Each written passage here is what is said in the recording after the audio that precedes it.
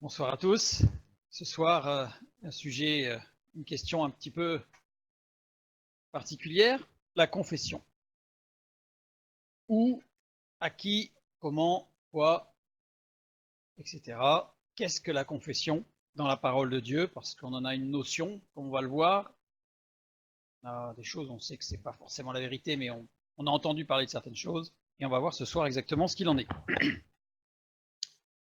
La première chose, c'est d'où vient le sens commun de se confesser, de confesser.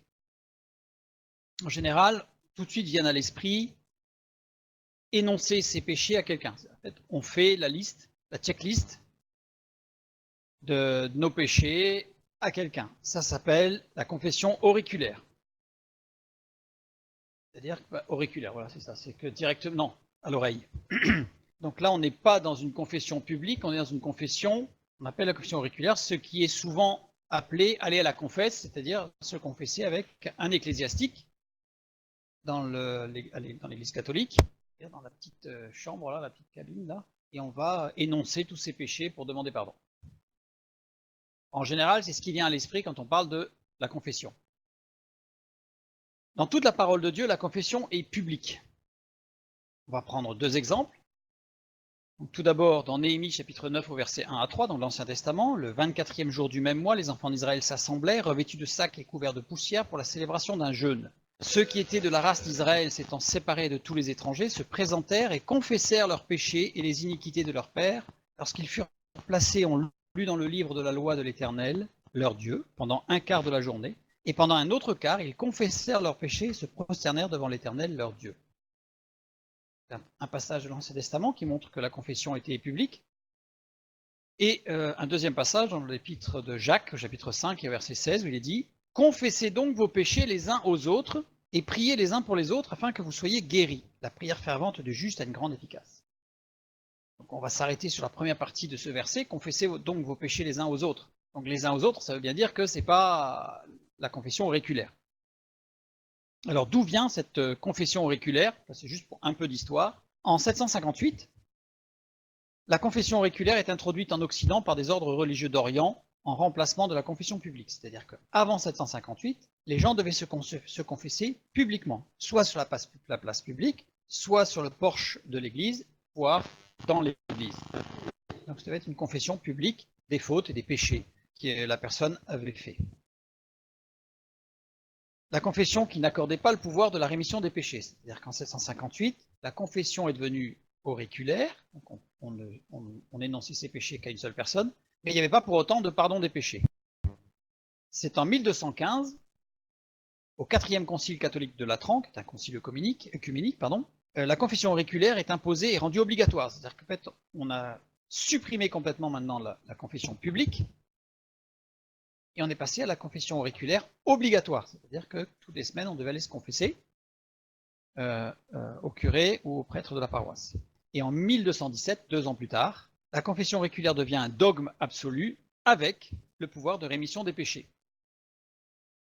C'est-à-dire que c'est en 1217, c'est-à-dire que 12 siècles après Jésus-Christ, est apparue l'idée que la personne qui allait se confesser était pardonnée. Contrairement à ce qu'affirme Jésus, puisque Jésus lui-même a dit, dans Jean chapitre 14, verset 6, « Je suis le chemin, la vérité et la vie, nul ne vient au Père que par moi. » En fait, il n'y a que Jésus-Christ, qui peut amener au pardon des péchés dans la confession. Donc là, on voit qu'il y a une déviation, mais je voulais juste faire une présentation historique pour montrer que la confession auriculaire est arrivée très tardivement, et encore plus tardivement, l'aspect du dogme catholique de la rémission des péchés par la confession.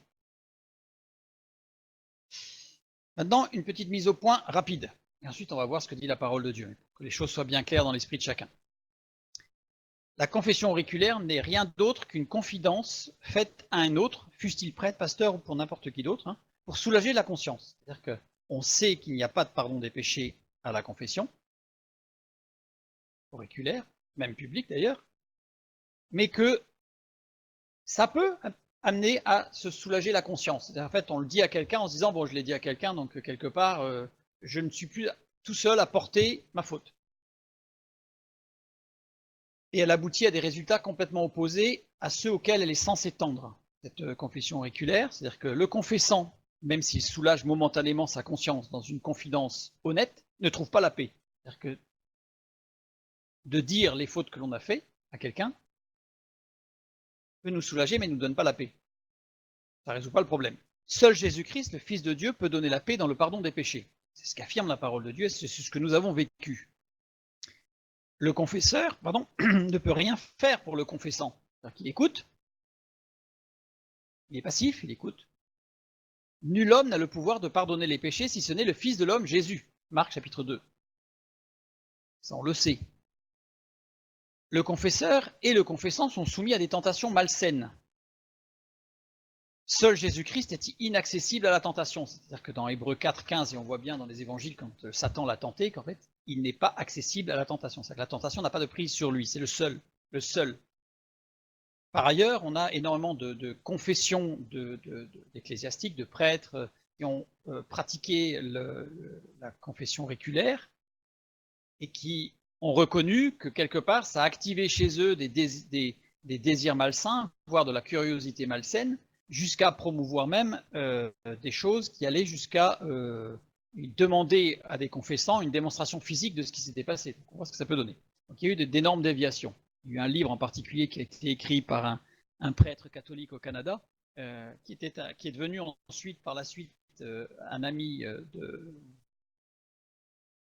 comment il s'appelle, du président des États-Unis qui a été assassiné. Non, avant, l'un des premiers. Lincoln. Et donc c'est pour ça d'ailleurs qu'il a été dit que, comme cet homme était anciennement jésuite, il a été dit que c'était la confrérie des jésuites qui avait assassiné Lincoln. En tout cas, il y a eu des livres qui ont été écrits où il y a une reconnaissance que la confession auriculaire amène beaucoup plus de problèmes qu'elle n'est censée en résoudre. Et le confessant se retrouve dans une position de dominé. Et ça, c'est pas biblique. C'est-à-dire qu'il se place sous l'autorité d'un confesseur. À partir du moment où il a dévoilé une partie de son intimité, il est dominé par la personne à qui il s'est dévoilé, alors que la parole de Dieu nous demande de nous mettre sous l'autorité que d'un seul Jésus-Christ. Alors, ce qui est écrit, c'est pour la liberté que Christ nous a affranchis, demeurons donc fermes et ne nous laissons pas mettre de nouveau sous le joug de la servitude. Galates 5. Donc la confession auriculaire, en fait, est quelque chose de purement humain, mais surtout pas biblique, voire dévastatrice. Certains fardeaux, alors il faut quand même la mise au point quand même, certains fardeaux, et en particulier ceux qu'impose le remords, sont parfois lourds à porter seul. On a des fardeaux, on a des soucis qui sont lourds, donc là on peut être amené à les partager, donc il est peut-être nécessaire de partager ce fardeau avec une personne ancrée dans la parole de Dieu, bien sûr une personne mature, une personne mûre, connaît la parole de Dieu, qui a de l'expérience dans la vie et dans l'existence, qui va permettre d'écouter et peut-être de conseiller d'ailleurs.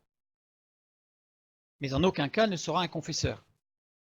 C'est un frère ou une sœur qui partage le fardeau dans la prière, qui conseille à partir de ce moment-là, si un homme a un poids lourd sur son cœur, il est fortement conseillé, voire c'est même un devoir, de le partager avec un frère, et si c'est une femme qui a un fardeau, elle peut le partager avec une femme. Ou alors avec un couple, unis et ensemble. Ça, c'est la logique, l'équilibre, pour éviter les déviations et les problèmes de tentation. Cette personne aura la sagesse qui écoute celui qui a un poids sur son cœur et la discrétion de partager ce fardeau uniquement durant le temps nécessaire à une reconstruction en Christ. C'est très important puisque à partir du moment où on partage un fardeau avec quelqu'un, on n'est pas lié avec cette personne à vie.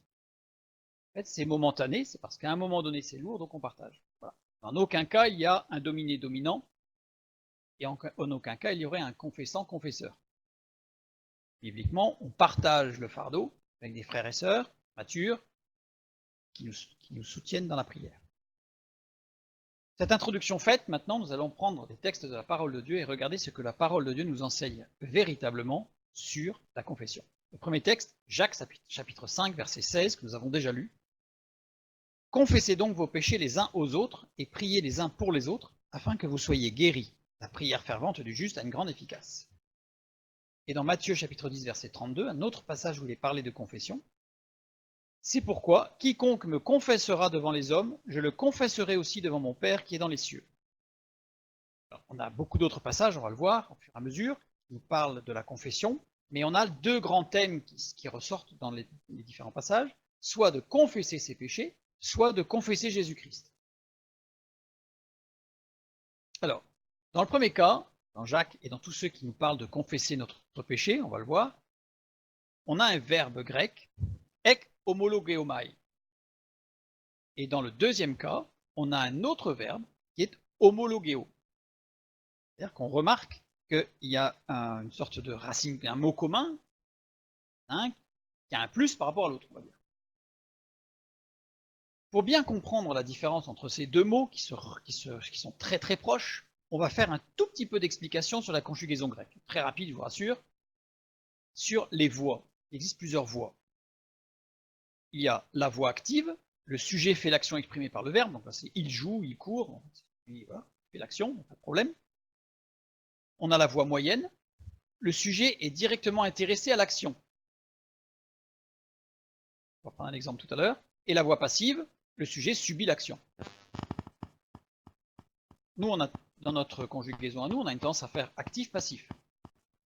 Mais en grec, il y a la voix moyenne qui dit qu'il n'est pas forcément actif, mais en tout cas, il est très intéressé par ce qui se passe, ou il a des intérêts à ce qui se passe.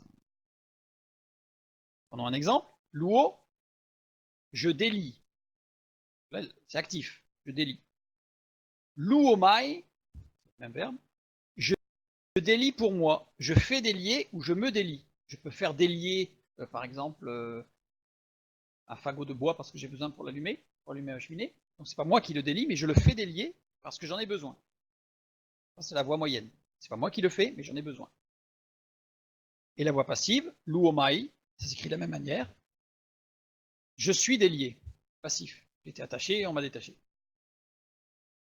La signification moyenne n'apparaît pas toujours clairement. Des verbes appelés verbes déponents n'ont que des formes moyennes de sens actif. C'est juste parce que si des gens veulent rentrer dedans, je vous donne un petit peu plus d'informations. Par exemple, le verbe vouloir, je veux, buolomai, je veux, c'est moi qui veux, je suis actif. Et pourtant, il a une conjugaison avec la terminaison omai, on va dire, qui donne l'impression qu'il est à la voix moyenne. Donc parfois il y a des verbes, il faut se méfier. En tout cas, la voix active et la voix moyenne, on a des verbes qui ont un sens totalement différent en fonction de s'il est actif ou moyen. Un exemple, je commande. Arco. Verbe commander. Je suis le chef, c'est moi qui commande. Arco, je commande. Si je le mets à la voix moyenne, arcomai, ça veut dire je commence. Ça veut dire que juste un simple changement de conjugaison change complètement le sens du verbe. Peito, je persuade. Peitomai, j'ai confiance, j'obéis. Encore un exemple. Pseudo, je trompe. Pseudomai, je mens. Des verbes présentent des formes actives au présent et moyennes au futur. Après, on a fini, je vous rassure. Et c'est juste pour le dernier détail, c'est-à-dire qu'on a des verbes qui, quand ils sont à la forme moyenne, indiquent un futur, et quand ils sont à la forme active, c'est au présent. Par exemple, akuo, j'entends. Akuo somai, j'entendrai. Eh bien, le verbe confesser nos péchés est à la voix moyenne. Et le verbe confesser Jésus-Christ, homologeo, est à la voix active. Toute petite différence, mais qui va, on va le voir, va faire énormément de différence en réalité, dans le sens. Reprenons nos textes. Matthieu 10, 32. C'est pourquoi quiconque confessera devant les hommes, je le confesserai aussi devant mon Père qui est dans les cieux. On a vu que confesser ici, c'était homologeo, qui veut dire littéralement dire la même chose qu'un autre. Littéralement, ça ne veut pas dire confesser, ça veut dire la même chose qu'un autre. Alors, dans le verbe confesser, on a bien parlé, évidemment. Mais en fait, il faudrait traduire littéralement par « c'est pourquoi quiconque dira la même chose que moi devant les hommes, je dirai la même chose aussi devant mon Père. » C'est-à-dire qu'en fait, ce sera dans les deux sens, c'est objectif. Ce qui veut dire être en accord, consentir et le dire ouvertement, le reconnaître. Je suis en total accord avec Jésus-Christ, je le dis et je le reconnais ouvertement. C'est ce que veut dire, et on le conçoit, on comprend bien le texte, quand on dit quiconque me confessera devant les hommes, on a compris ce sens, on comprend, il s'agit de reconnaître, ouvertement affirmer que nous sommes en accord avec Jésus-Christ, confesser Jésus-Christ. Maintenant Jacques 5,16, confessez donc vos péchés, on a vu que c'était ex homologeomai. Le premier petit mot, ex, alors ex parfois se prononce ek, selon les prononciations, en tout cas ex, ça veut dire de, ou vient de, ou par, sur, avec, beaucoup de choses. En réalité, ex homologeomai, signifie professer, glorifier, célébrer, donner des louanges. Vous voyez juste la conjugaison au moyen. Ça veut dire aussi accepter, s'engager. Alors vous allez me dire, ça ne veut plus rien dire là. Acceptez donc vos péchés, ça ne le fait pas. Donc on va voir évidemment le sens profond de ce verbe. Si je prends le sens de homologeo littéralement, ça se rapproche du mot français confession. Parce que confesser, étymologiquement, le mot français aujourd'hui, de par l'histoire catholique qui a été, dans lequel ce mot a été utilisé, a perdu son sens un petit peu étymologique, mais étymologiquement, confesser, ça veut dire se rallier à un groupe de personnes et échanger avec ce groupe de personnes. Donc je suis avec un groupe, je rallie ce groupe, et je suis dans un échange dynamique avec ces personnes-là. C'est ce que veut dire confesser, étymologiquement. Étymologiquement, la confession de foi est une proclamation d'appartenance à un groupe. Quand on dit ma confession de foi, c'est d'appartenir à, alors, l'Église catholique, l'Église évangélique, l'Église protestante, on appartient à un groupe. C'est la confession de foi. Tandis que l'autre, ex homologeomai, se rapproche du mot profession. Une profession, c'est une déclaration individuelle et ouverte et publique d'une croyance ou d'une foi. Vous voyez la différence? Confesser sa foi, c'est appartenir à un groupe. Donc là, on va comprendre dans le sens de la parole de Dieu, évidemment, appartenir à l'Église, corps de Christ. Et professer sa foi, c'est dire, j'appartiens au groupe, d'accord, mais moi, individuellement, c'est Jésus-Christ mon sauveur. Il y a une petite nuance qu'il ne faut pas confondre. Donc, quand on nous demande quelle est votre confession de foi, c'est notre appartenance. Quelle est notre profession de foi? C'est Christ. Individuellement, je reconnais personnellement Christ comme sauveur. Étymologiquement, la profession de foi correspond à une clameur de ce que la personne croit individuellement. Étymologiquement, professer, ça veut dire je crois que Christ est mon sauveur. Confesser, c'est j'appartiens avec eux, avec tous ces gens-là, je suis d'accord avec eux, je suis avec eux. On pourrait presque dire que Pierre, quand il était autour du feu, et que la servante est venue le voir, elle lui a demandé sa confession de foi, parce qu'elle lui a dit « Toi aussi, tu es de ces gens-là ». Donc c'était sa confession de foi. Et il a dit « Non, je ne suis pas de ces gens-là ». Et à d'autres moments, on peut voir qu'il lui est demandé sa profession de foi, où il doit reconnaître Jésus-Christ comme son sauveur. Qui dites-vous que je suis? Là, c'est une profession de foi, et non pas une confession de foi. Petite nuance, mais on voit bien la différence dans les deux verbes utilisés en grec.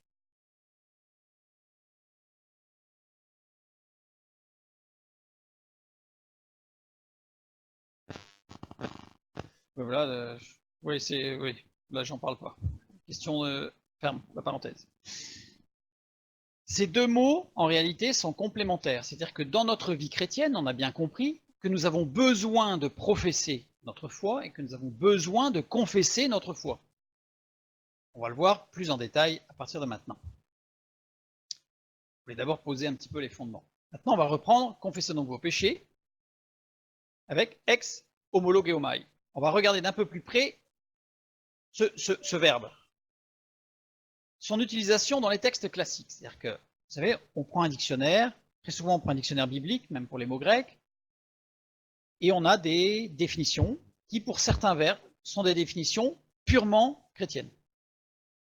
C'est-à-dire qu'en fait, ce sont des sens qui ont été donnés dans des études, dans des traductions bibliques, mais qui parfois n'ont aucun rapport avec le sens du verbe utilisé dans la littérature classique. C'est-à-dire que pourtant c'est un mot qui n'est pas sorti de son contexte, mais qui a été traduit d'une certaine manière. Regardons ex homologeomai, ce qu'il signifie dans la littérature classique.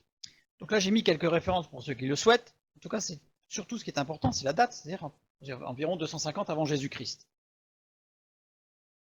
C'est un traité de situation judiciaire. Ça, c'est important. En fait, le texte dans lequel j'ai été regarder un peu ce qu'il voulait dire ce verbe-là, c'est un traité judiciaire. Donc c'est quelque chose de très précis qui veut dire être prêt à reconnaître la dette au collecteur.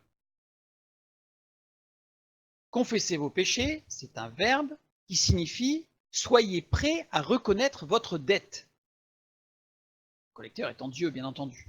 D'ailleurs, il y a des paraboles qui nous parlent du collecteur, enfin qui nous parlent du maître qui vient redemander un petit peu les sous là, dans la vigne, demander un peu le fruit de la vigne. Soyons prêts à reconnaître notre dette. Un autre sens du verbe homologeomai, ex-homologeomai, dans un autre papyrus, qui traite de, c'est un papyrus qui traite du remariage et qui donne accepter une filiation d'adoption. C'est-à-dire que dans le cadre d'un remariage, s'il y avait des enfants, il était stipulé dans un paragraphe de l'acte de remariage, est-ce que les enfants sont reconnus ou pas? Un acte d'adoption. Alors ce qui est intéressant, c'est que dans cet acte-là, non seulement les adultes se mariant devaient reconnaître la filiation, mais l'enfant devait aussi reconnaître sa filiation. C'est dans les deux sens. C'est-à-dire qu'un enfant, dans un cadre de remariage, ne pouvait pas forcément être reconnu, ça dépendait de son âge, mais ne pouvait pas forcément être reconnu comme enfant du nouveau couple formé s'il n'était pas d'accord. C'est intéressant d'un point de vue de l'application biblique, bien sûr. Et dans un autre texte, petite faute ici, c'est la pétition d'un agriculteur concernant l'abus de pouvoir par les fonctionnaires, et justement qui insiste, et ce mot est employé explicitement pour insister sur la nécessité du consentement. Il ne peut pas y avoir d'acte entériné s'il n'y avait pas consentement. Donc confessez vos péchés, on est bien non pas dans un acte forcé, on est dans une reconnaissance d'une filiation à Dieu le Père, évidemment, et on est prêt à reconnaître notre dette. C'est pas une récitation. Reprenons un texte. Matthieu 3,6. Et confessant leurs péchés, donc là j'ai entouré en rouge puisqu'il s'agit bien de ex homologeomai, et confessant leurs péchés, ils se faisaient baptiser par lui dans le fleuve du Jourdain. Cela signifie donc, on pourrait traduire par et reconnaissant leur dette, parenthèse le péché, envers Dieu, acceptant de devenir enfants de Dieu, ils s'engageaient, parce qu'il y a un acte de consentement, et se faisaient baptiser par lui dans le fleuve du Jourdain. Voilà ce que signifie littéralement la traduction de « et confessant leurs péchés ».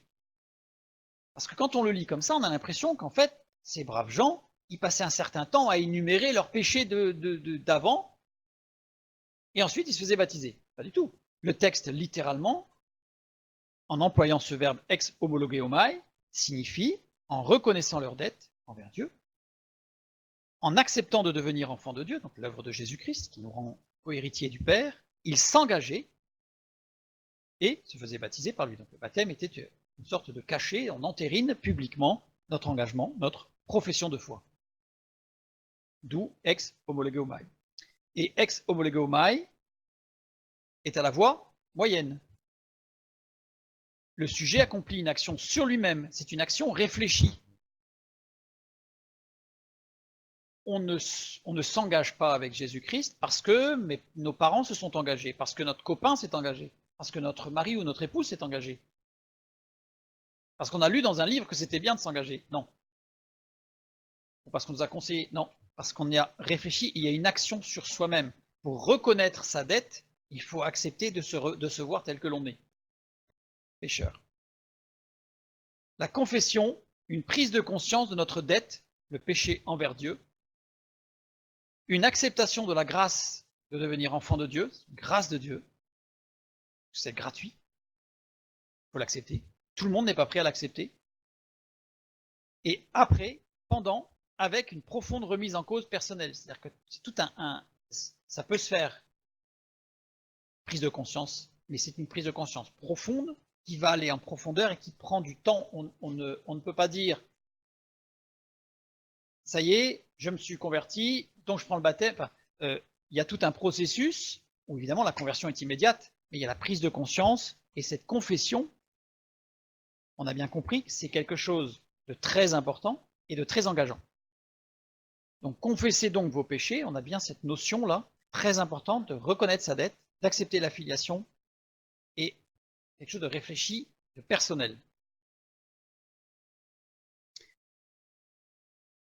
On continue. Pour bien comprendre maintenant, on a bien compris ce que voulait dire confesser.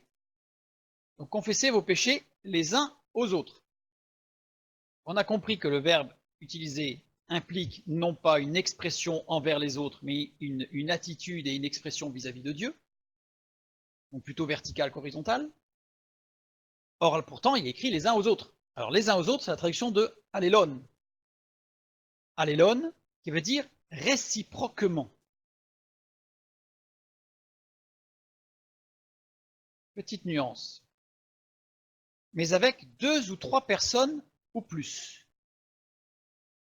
C'est important parce que ce mot-là, si ça avait été vraiment tous les autres, ça n'aurait pas été allélon. Allélon, ça veut dire que ça peut être avec 2 autres personnes ou 3. En général, dans les textes grecs classiques, j'ai regardé, c'est 2, voire 3. La prédilection dans les textes, c'est 3. On va voir pourquoi juste après. Et ça peut être plus. Mais ce n'est pas une foule. C'est un nombre fini de personnes. Et c'est réciproque. C'est très important. Et dans la littérature classique, justement, désigne des personnes ou des choses ayant des liens de cause à effet l'une sur l'autre. C'est-à-dire que là, l'épître Jacques nous dit, confessez donc vos péchés à ceux qui ont un lien avec le péché, avec votre péché. À la limite, c'est avec ceux que vous avez offensés, vous avez blessés, vous avez peut-être arnaqué, j'en sais rien. Donc on ne s'adresse pas à la foule. Il y a un lien entre les deux. Donc là, j'ai mis des références pour bien montrer, parce que c'est vraiment très très précis. Et dans la littérature classique, allélon désigne un mouvement inscrit dans un cercle vicieux. C'est-à-dire que c'est important, c'est-à-dire que c'est quelque chose qui s'auto-alimentait. On va avoir un petit peu plus de précision tout à l'heure. Je mets des références. Ça me renvoie immédiatement vers un texte de la parole de Dieu, Matthieu chapitre 18, une parole de Jésus qui nous dit « Si ton frère a péché, va et reprends-le entre toi et lui seul. S'il t'écoute, tu as gagné ton frère. Mais s'il ne t'écoute pas, prends avec toi 1 ou 2 personnes, afin que toute l'affaire se règle sur la déclaration de 2 ou de 3 témoins. S'il refuse de les écouter, dis-le à l'Église. Et s'il refuse aussi d'écouter l'Église, qu'il soit pour toi comme un païen et un publicain. » Ça veut dire qu'ici, en réalité, confesser vos péchés, c'est on confesse. C'est-à-dire qu'on va voir, on va avoir plus de précision encore tout à l'heure, on rentre de plus en plus en détail, mais on va voir quelqu'un. On va voir quelqu'un avec qui on a eu des démêlés, avec qui on a eu des soucis. Pas forcément volontaire d'ailleurs, on va le voir. Pas forcément. C'est pas forcément un frère ou une sœur d'ailleurs. En particulier si c'est le cas, on va le voir. Mais donc on va vers ces personnes-là et on va, entre guillemets, confesser, on va voir ce que ça veut dire dans l'ensemble, nos péchés avec ces personnes-là. On n'est pas en haut d'une estrade en train de proclamer partout ce qui s'est passé. Jacques décrit une action pour mettre fin à un cercle vicieux. C'est qu'à partir du moment où on a blessé quelqu'un, si cette personne se bloque, ou si on est blessé, on peut être aussi passif, mais ça commence à ruminer, ça commence à être amer. Et là, on entame un cercle vicieux. C'est-à-dire qu'en fait, chacun reste sur sa position, on campe. Quand on passe à côté, on fait attention, on fait semblant de ne pas se voir. Enfin bref, voilà. Là, on rentre dans un cercle vicieux. On n'a pas réglé le problème.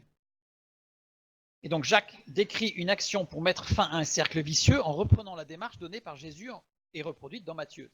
L'évangile Matthieu, on a dit, tu vas voir ton frère qui a un problème. C'est pas si ton frère a péché. Dans Matthieu, c'est pas si ton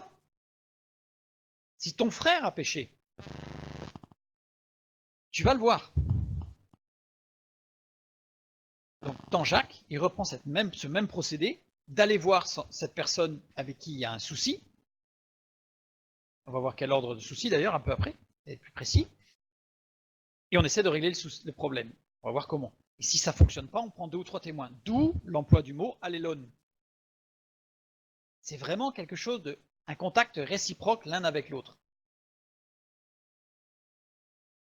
On a cette démarche dès l'Ancien Testament, dans le Nombre, Deutéronome et dans le Livre des Rois, on a énormément où on va prendre un ou deux témoins à chaque fois pour régler le problème. Et c'est une démarche qui est utilisée par Paul à maintes reprises, 2 Corinthiens 13 ou 1 Timothée, où il dit qu'à chaque fois, il prend un ou deux témoins. C'est quelque chose qui n'est pas nouveau là. Maintenant, confessez vos péchés. Ah, qu'est-ce que c'est ces péchés? C'est un mot, c'est paraptoma. C'est pas le mot qui est traduit généralement par péché. Paraptoma, ça veut dire quelque chose de bien précis.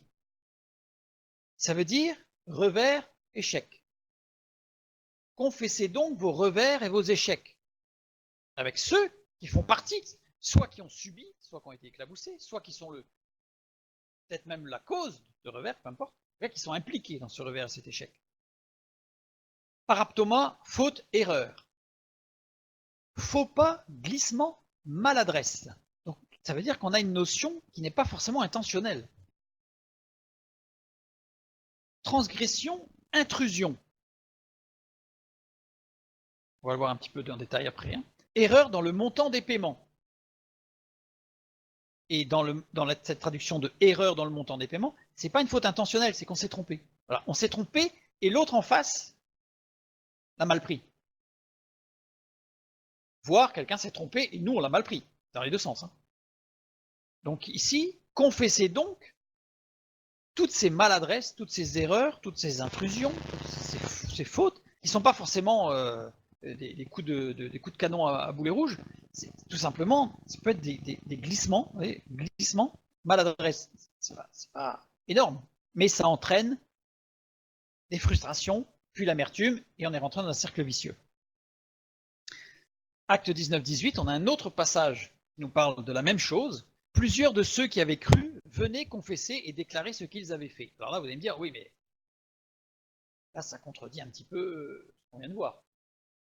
Puisqu'en fait, plusieurs de ceux qui avaient cru venaient confesser et déclarer ce qu'ils avaient fait. Et ils le déclaraient à tout le monde. Alors nous allons regarder un petit peu ce passage de l'acte 19-18, parce que justement, il va nous permettre d'encore mieux comprendre Jacques chapitre 5. Ils venaient, erkomai. Erkomai, avoir une place ou de l'influence. C'est quelqu'un qui était, ils avaient influencé quelque chose. Voilà. Conjugaison, voix moyenne ou passive déponente. Ça veut dire que le sujet reçoit quelque chose pour lequel il a été actif pour l'acquérir. C'est-à-dire que c'est pas forcément l'acteur unique. Plusieurs de ceux qui avaient cru venaient confesser. C'est pas forcément l'acteur unique. Il a reçu aussi peut-être des choses négatives et il est venu confesser. Et ce mot confesser, c'est encore le même mot que tout à l'heure. Hein. Omelo geomai, c'est le même mot.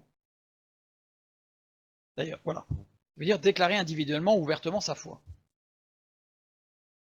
Ça veut dire aussi glorifier, célébrer, donner des louanges.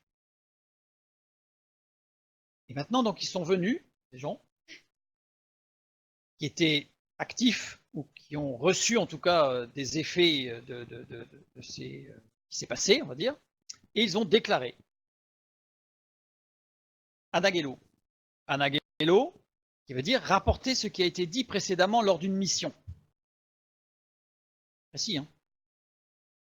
Donc ils ne sont pas venus raconter des petites histoires de coin de rue. Ils sont venus raconter, rapporter, donc ils ne sont pas venus raconter, ils sont venus rapporter des paroles qui ont été dites avant, lors d'une mission. Et la conjugaison au participe. Très important. Parce que si on devait traduire littéralement, ce serait plusieurs de ceux qui avaient cru venaient confesser, on a vu le mot, en déclarant. C'est-à-dire que cette confession, c'était cette déclaration, en déclarant ce qu'ils avaient fait. Si je reprends le verset 18, plusieurs de ceux qui avaient cru venaient déclarer ouvertement leur foi et glorifier Dieu, ou glorifier Dieu, en rapportant ce qui a été dit et qui a influencé ce qu'ils avaient fait. J'ai mis en couleur ce qui correspond au sens vraiment des mots qui ont été inscrits en grec par par Luc écrit, mais dicté par Paul. Luc étant le secrétaire de Paul. Donc c'est très précis, très très précis.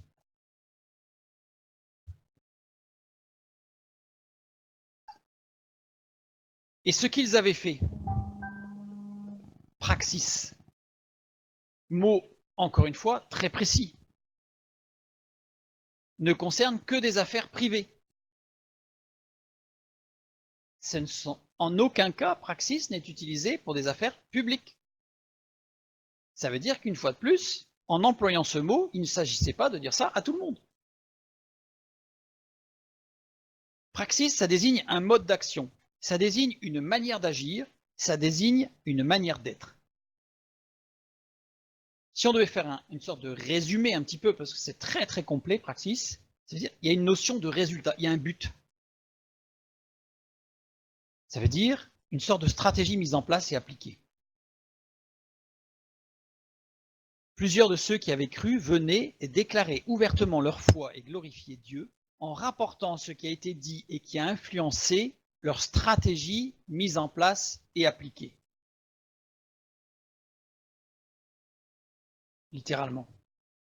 La Septante nous donne une petite indication, traduction grecque de l'Ancien Testament. La Septante l'emploie toujours dans des situations surnaturelles. C'est-à-dire que ce mot, praxis, dans l'Ancien Testament, est toujours utilisé lorsqu'il s'agit de situations surnaturelles, c'est-à-dire de quelque chose donné par Dieu, quelque chose qui n'est pas naturel, quelque chose qui n'est pas logique, quelque chose qui n'est pas conçu par l'homme. C'est Dieu qui a donné. Donc, en employant ce mot ici, dans ce verset, ça sous-entend bien qu'il y a quelque chose qui a été mis en place et qui a été appliqué et qui venait de Dieu. Donc ceux qui sont venus confesser, c'est ceux qui sont venus déclarer leur foi et glorifier Dieu de ce que Dieu leur a donné pour résoudre les problèmes. Ça change complètement le sens. On n'est pas dans l'énonciation misérique et lamentable d'une liste de péchés et de choses qui ne sont pas belles, mais on est au contraire dans une mise à plat en petit comité, en gens privés, de ce que Dieu a fait, a dit, pour résoudre, pour casser le cercle vicieux, pour résoudre le problème. Et ensuite, ce qu'ils avaient fait, parce que praxis n'est pas un verbe. Et ce qu'ils, c'est la traduction de autos, autos qui veut dire soi-même, et qui veut aussi dire ensemble, tous les deux. Justement, on a cette notion de réciprocité. On a cette notion dont on vient voir les gens avec qui il y a eu des soucis, des maladresses, des erreurs. Et on va dire, voilà, Dieu m'a permis de mettre les choses en place pour changer les choses. Et on va aller voir un peu plus tout à l'heure. J'ai mis un exemple pour bien montrer autos, la traduction de ensemble tous les deux, parce que c'est surprenant. On a un verset dans Luc 17, 35 qui dit « De deux femmes qui moudront ensemble, l'une sera prise et l'autre laissée. » Donc ensemble, c'est autos.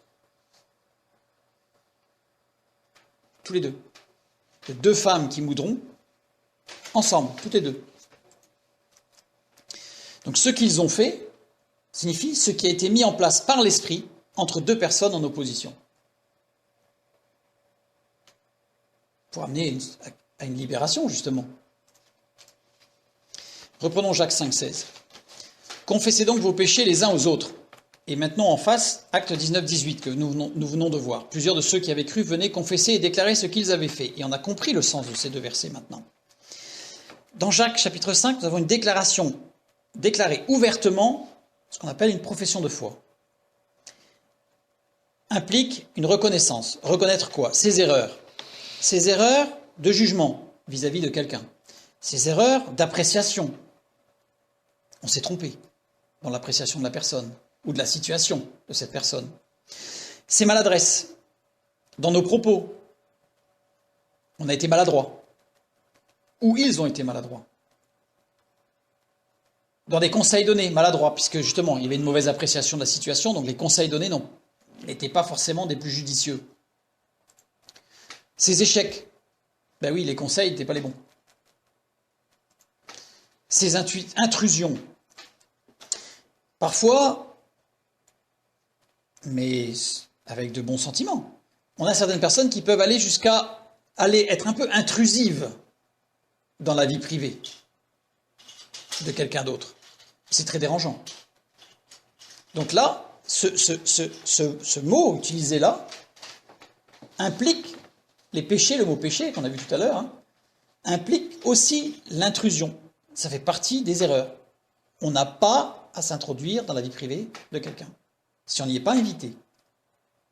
Donc c'est aussi une erreur. Donc dans Jacques chapitre 5, verset 16, nous avons « Dans un échange privé avec celui qui est directement impliqué dans une relation faussée, biaisée, rendue tendue avec nous, pour ces différentes raisons. » Voilà, donc ça implique un échange avec cette personne-là. Et ce qui nous renvoie vers Matthieu 5, si donc tu présentes ton offrande à l'autel et que là tu te souviennes que ton frère a quelque chose contre toi, laisse là ton offrande devant l'autel et va d'abord te réconcilier avec ton frère, puis viens présenter ton offrande. Et le mot réconcilier est très intéressant. Dialosso, qui est un apax, utilisé qu'une seule fois à cet endroit-là, littéralement ça veut dire changer d'état d'esprit. Va d'abord changer d'état d'esprit avec ton frère. Conjugué à l'aoriste second, détail très intéressant, puisque ça veut dire que l'action est ponctuelle, mais n'est pas forcément inscrite dans le présent. Le texte ne dit pas « vas-y maintenant ». Le texte dit qu'il faut y aller, mais l'aoriste, ça veut dire que c'est passé, présent, futur, il n'y a pas de notion de temps. C'est l'action qui est importante, pas le temps. Donc bien sûr, c'est au temps opportun. Mais il faut prendre cette décision d'aller changer d'état d'esprit avec ce frère ou cette sœur avec lequel on a un problème, voire un froid. Et l'aoriste second, ça veut dire que cette action aura forcément des effets dans le futur, des implications dans le futur.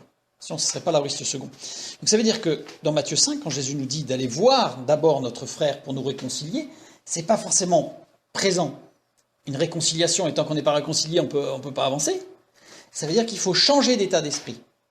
Et changer d'état d'esprit en allant le voir, pour que lui aussi change d'état d'esprit. Mais d'abord, changeons-nous d'état d'esprit, par le Saint-Esprit.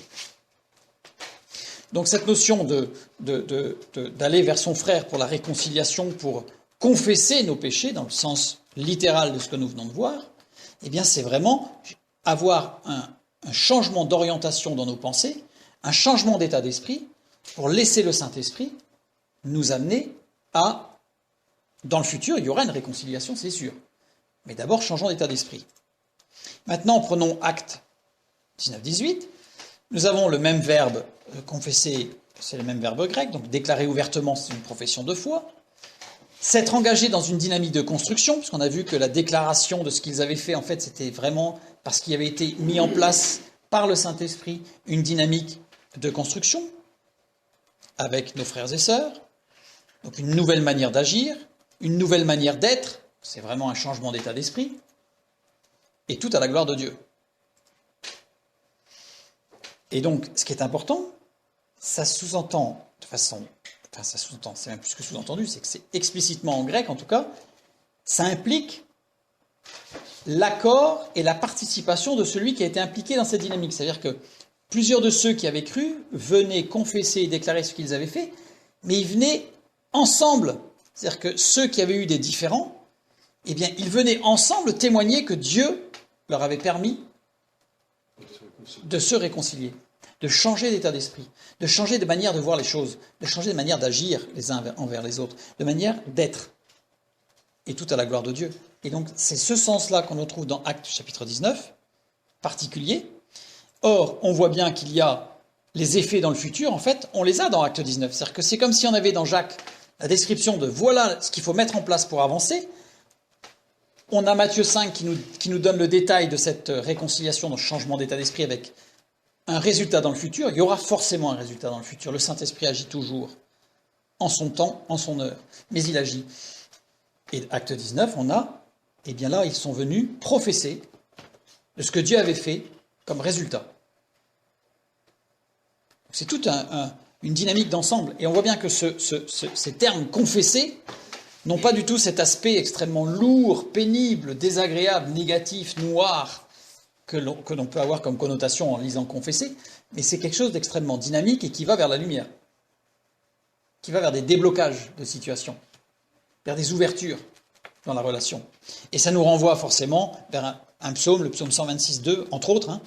Alors notre bouche était remplie de cris de joie et notre langue de chants d'allégresse. Alors on disait parmi les nations, l'Éternel a fait pour eux de grandes choses. Là, ça y est, c'est la proclamation. Dieu a fait de grandes choses. Mais avant, il y a eu tout ce changement d'état d'esprit pour permettre à Dieu de faire de grandes choses. Prenons un autre texte. Un autre texte, premier épître de Jean, chapitre 1, verset 9. Si nous confessons nos péchés, il est fidèle et juste pour nous les pardonner et pour nous purifier de toute iniquité. On a l'impression que là, il y a un lien de cause à effet. Dans notre notion de confesser les péchés, on a l'impression que si on énumère tout ce qu'on a fait, en bloc, boum, ça y est, on est pardonné, c'est formidable. Confessons ici, c'est homologeo. Si nous confessons nos péchés. C'est un verbe composé, homologeo, qui est composé de homou, qui veut dire ensemble, avec, en même temps, et logos. Logos, c'est le Christ. Ça veut dire que homologeo, ça veut dire à l'unisson avec le logos. Rappelons-nous ce que nous avons vu au début, homologeo, ça veut dire la même chose que quelqu'un. Donc être à l'unisson avec le logos, c'est être à l'unisson avec Christ. Si nous sommes à l'unisson avec Christ, quant à nos péchés, il est fidèle et juste pour nous les pardonner, évidemment. Évidemment. Nos péchés ici, c'est pas le même mot, c'en est un autre. Amartia. Amartia vient de amartano, un verbe, qui veut dire ne pas participer. Manquer la marque. Tout l'Ancien Testament nous parle de la marque qui est la croix. Manquer la marque, manquer la croix. Et amartano, c'est aussi un verbe composé, qui est composé de la première lettre alpha, qui équivaut à la lettre hébraïque aleph, qui veut dire Dieu, et qui est méros, qui signifie partiel, pas complètement. Ça veut dire que ce mot amartia, littéralement, si on le traduisait dans sa construction, je dirais, étymologique, on a celui qui est partiel avec Dieu. Ce mot péché, c'est être partiel avec Dieu. C'est ne pas être totalement avec Dieu. Le péché, ce n'est pas mentir, voler, ça, ce sont des conséquences. La cause, c'est ne pas être avec Dieu. Et même si on est partiellement avec Dieu, eh bien on manque la marque, on manque la croix, on manque le but. Donc si nous confessons nos péchés, il est fidèle et juste pour nous les pardonner. Évidemment, si nous sommes à l'unisson avec Christ, et que nous ne sommes pas justement quant à cette partialité avec Dieu, eh bien à ce moment-là, il est fidèle et juste pour nous les pardonner, bien entendu, pour pardonner toutes nos fautes. Parce qu'on est dans cette dynamique, hein, bien sûr. Un autre texte, 2 Corinthiens 9, 13, il glorifie Dieu de notre obéissance dans la confession de l'évangile de Christ. Confession, les traductions utilisent souvent le verbe profession. C'est-à-dire qu'en fait, le verbe professer. Si vous prenez vos Bibles, vous allez avoir dans vos Bibles, il glorifie Dieu de votre obéissance dans la profession de l'évangile de Christ. Or, il s'agit bien de homologeo. Ça veut dire qu'il s'agit bien du verbe confesser et non pas professer. Professer, ex homologeo mai. Donc, là, j'ai remis le terme grec, la correspondance du terme grec. Donc, c'est bien la confession. Et 1 Timothée 6,12, c'est Paul qui parle à Timothée, qui dit « Saisis la vie éternelle à laquelle tu as été appelé et pour laquelle tu as fait une belle confession en présence d'un grand nombre de témoins. » C'est cette confession du nom de Jésus-Christ qui concrétise le salut. La confession de foi, c'est l'appartenance au corps de Christ. Donc Timothée ici n'a pas fait une grande confession de tous ses péchés, mais il a confessé qu'il appartenait au corps de Christ, et en particulier dans le baptême. Le baptême, c'est une confession et une profession de foi, puisqu'on exprime avant le baptême, et là, le baptême, c'est cette confession d'appartenir au corps de Christ, qui est précédée de la profession de foi, de l'engagement personnel et individuel. Et on a Romains 19, « Si tu confesses de ta bouche le Seigneur Jésus, et si tu crois dans ton cœur que Dieu l'a ressuscité des morts, tu seras sauvé. » Évidemment, homologeo, si tu confesses, si tu es à l'unisson avec Christ et que tu le dis, si tu l'es et que tu le professes, que tu le reconnais, que tu t'engages, c'est ce que veut dire homologeo, avec le Seigneur Jésus-Christ, et si tu crois dans ton cœur que Dieu l'a ressuscité des morts, tu seras sauvé, évidemment. Évidemment. Un autre texte, Romains 15, 9. Tandis que les païens glorifient Dieu à cause de sa miséricorde, selon qu'il est écrit, c'est pourquoi je te louerai parmi les nations et je chanterai la gloire de ton nom. Là, vous allez me dire, là je me suis trompé parce qu'il n'est pas parlé de la confession. Eh bien non, parce que le verbe je te louerai, c'est exomologeomai, justement. C'est pourquoi je te confesserai parmi les nations. Mais ce qui est intéressant, c'est que ce texte de l'apôtre Paul est une citation de 2 Samuel 22, 50 et du psaume 18 au verset 49. Ce qui va nous permettre de voir exactement ce mot exomologeomai, quel mot hébreu il reprend. Et il reprend le mot yada. Yada qui signifie louange ou honneur à Dieu, louer Dieu. Pour information, c'est un mot, comme on l'a déjà vu dans la prière et la louange, qui a un autre sens, qui veut dire abattre l'ennemi. Donc la confession, c'est ce qui permet d'abattre l'ennemi, puisque c'est la louange à Dieu, c'est glorifier Dieu dans ce qu'il a fait, mis en place pour cette dynamique de construction. La version des Septante utilise fréquemment le mot grec exomologeomai, professé, pour traduire le mot yada. Donc on l'a dans beaucoup de passages de la parole de Dieu de l'Ancien Testament, dans la traduction grecque de l'Ancien Testament, et on a ce verbe-là. Et le même mot est utilisé dans le sens de louer ou remercier dans Matthieu 11, 25 ou Luc 10, 21, quand Jésus rend gloire à Dieu, donc là vous pouvez le lire. C'est toujours ce même verbe. Hébreux 13, 15, c'est pourquoi par Jésus, offrons continuellement à Dieu un sacrifice de louange, le fruit de lèvres qui confesse son nom. Confesse homologeo, évidemment. En fait, on confesse qu'on appartient au corps de Christ. Le nom de Christ, c'est ce qui unit le corps de Christ. La véritable adoration spirituelle ne peut être offerte à Dieu sans cette profession publique, libre et personnelle du nom de Jésus-Christ avec ceux qui le vivent aussi. Voilà. On professe une profession parce qu'on s'engage individuellement et on confesse parce qu'on est avec. On ne peut pas vivre pleinement avec Christ si on refuse, si on n'a pas conscience d'appartenir au corps de Christ. C'est pour ça que je l'ai dit au départ, ces deux mots, profession, confession, sont forcément complémentaires et indispensables l'un vis-à-vis de l'autre. Hébreux 11, 13, c'est dans la foi qu'ils sont tous morts sans avoir obtenu les choses promises, mais ils les ont vus et salués de loin, reconnaissant qu'ils étaient étrangers et voyageurs sur la terre. Reconnaissant, homologeo. Justement. Au seuil du pays promis, les patriarches reconnaissaient devant la mort qu'ils étaient étrangers sur la terre comme tous les autres hommes, mais ils déclarent aussi qu'ils savaient être dans le dessein de Dieu pour l'accomplissement de ses promesses. On a tout. Maintenant, avant de conclure, prenons garde à rapidement deux mauvaises interprétations des textes bibliques quant à la confession. Ce mot confession. Un texte, Proverbe 18, 14, qui est utilisé, c'est la traduction King James que j'ai prise, parce que c'est celle-là qui est prise pour justifier ce que l'on va voir. L'esprit de l'homme soutiendra sa faiblesse, mais qui servira d'appui à un esprit affaibli?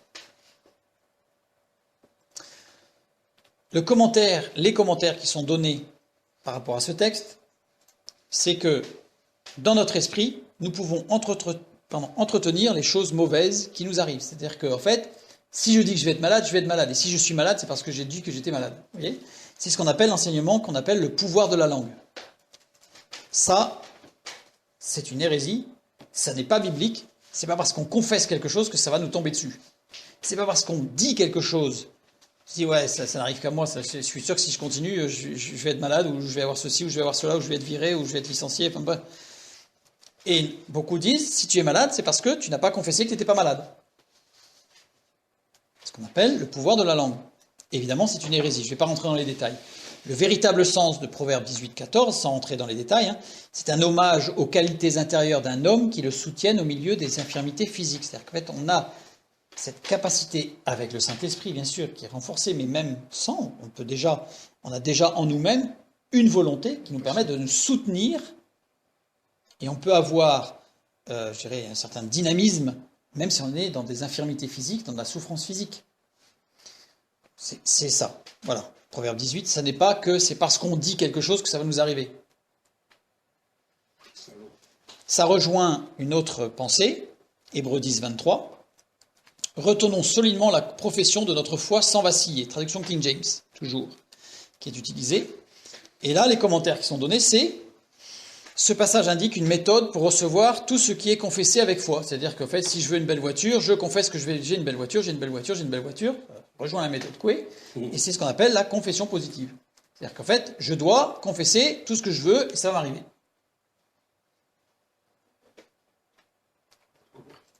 Évidemment, ça n'est pas biblique. Le véritable sens d'Hébreux 10, 23, ce passage se comprend dans le contexte de la justification de l'homme par Dieu au moyen du sang de Jésus-Christ. Ces enseignements sont des hérésies. Je ne rentre pas dans les détails. Mais rapidement, qui utilisent des textes hors de leur contexte, pour en faire des prétextes, qui tordent le sens de l'œuvre parfaite de Jésus-Christ, qui déifient l'homme, puisqu'en fait la parole de l'homme a un pouvoir, parce que même certains ont même affirmé que Dieu a créé l'homme avec la parole, or Dieu a créé par la parole, donc l'homme a la possibilité de créer par sa parole. En fait, c'est une déification de l'homme. La parole de l'homme devient à l'égal de la parole de Dieu dans ces hérésies. Ces hérésies négligent la volonté et l'autorité de Dieu. C'est-à-dire qu'en fait, on outrepasse la volonté de Dieu. C'est-à-dire que si on a envie de quelque chose, on le confesse et on l'a. On ne se soucie même pas du plan de Dieu. Nous devenons des dieux dans ces hérésies. Et ces hérésies contredisent, voire s'opposent littéralement à la parole de Dieu, et en particulier dans tout ce qui concerne la foi et l'action de la foi. Alors ça, c'était vraiment pour parler un petit peu de ces confessions positives là, qui sont très négatives. Revenons à notre conclusion. Nous avons deux termes grecs qui désignent la confession, et on a vu qu'ils devraient être traduits par profession, pour l'un des deux. La confession des péchés revient à exprimer notre accord avec Dieu au sujet de notre péché. À cause du péché, nous sommes privés de la communion et de la communication avec notre Créateur. Ça, voilà, ça fait partie de la confession. Et on a aussi notre intégration dans le corps de Christ, l'Église. La confession des péchés revient à exprimer notre intégration dans le corps de Christ, qui est l'Église. Unis par l'Esprit, nous sommes dans une dynamique de construction du corps de Christ, comme on l'a vu. C'est-à-dire que s'il y a une maladresse que j'ai commise, que l'autre a commise, une incompréhension, une intrusion, bref, toutes sortes de choses,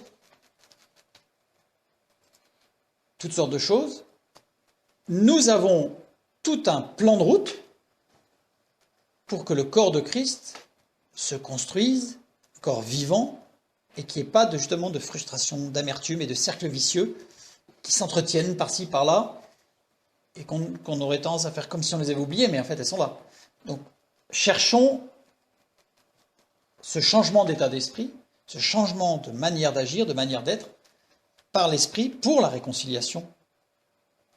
Dans un futur plus ou moins proche, ça va dépendre de chacun, mais nous en tout cas, engageons-nous dans cette dynamique. Ça, c'est confesser.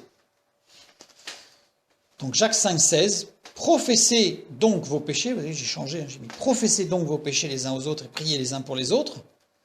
Et ce qui est intéressant là, en conclusion, c'est que quand on est dans cette dynamique, professez donc vos péchés les uns aux autres, on a compris, c'est qu'on est avec la personne qui est impliquée dans cette, pas forcément dans cette violence d'ailleurs, mais il y a quelque chose de négatif. Et après, c'est la prière. Priez les uns pour les autres, justement. Priez pour celui avec qui il y a ce problème dans cette dynamique, afin que vous soyez guéris. Guéris de quoi? De toutes ces blessures. La prière fervente du juste a une grande efficace. Les traductions utilisent le verbe confesser, donc là, moi j'ai mis professer parce qu'il s'agit bien de exomologeomai, et non pas homologeo. Et donc Jacques V établit une relation entre la profession personnelle des péchés pour en demander le pardon, donc ça c'est avec Dieu, la louange issue de la reconnaissance de notre cœur d'avoir été pardonné et donc purifié, la communion avec les frères et sœurs qui vivent la même grâce et l'exaucement de la prière pour la guérison personnelle et communautaire. On est dans cette dynamique-là. Nous devons professer nos péchés, nous devons confesser et reconnaître Jésus-Christ et l'évangile de Jésus-Christ. Nous devons professer, proclamer notre décision personnelle de suivre Jésus-Christ en rendant gloire à Dieu. Et nous devons confesser et reconnaître nos limites. Ces deux mots sont complémentaires. Nous devons, dans tous les cas, mettre en application dans nos vies cette confession. Ce n'est pas une confession positive, c'est cette confession dans le sens de l'engagement à laisser Dieu agir par son esprit pour nous changer dans notre état d'esprit, dans notre manière d'être, dans notre manière de vivre, d'agir vis-à-vis de nos frères et sœurs, vis-à-vis de nos amis, de nos collègues, de notre famille, etc., etc., etc., puisque rien dans les textes bibliques, rien ne limite cette action à des frères et sœurs en Christ. Rien. C'est-à-dire que toute cette dynamique peut être mise en place avec tous ceux qui nous entourent. Avec tous ceux qui nous entourent. Donc n'hésitons pas à confesser nos péchés les uns aux autres, dans le sens littéral de Jacques chapitre 5, avec sagesse et avec la puissance de l'esprit pour nous inscrire dans une profession de foi et dans une confession qui nous amène à vivre pleinement l'évangile et la grâce de Dieu ensemble. Que Dieu vous bénisse et à bientôt.